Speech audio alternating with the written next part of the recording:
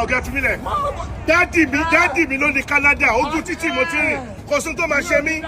Dádì mi ló ní Canada. No, ara ìlú wa ní Canada. Ẹ fi mí lẹ̀. No, mi ní kúrò bí.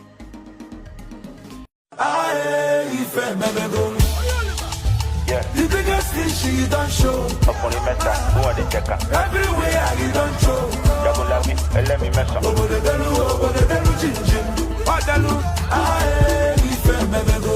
Okay, live and direct in Canada. My people, where are you? Please come out. Let us celebrate this wonderful moment here in Canada at Nigerian Celebrity Entertainment Awards. Latawotani Starboy Temidayo Entertainment. Please come and let us support your brother.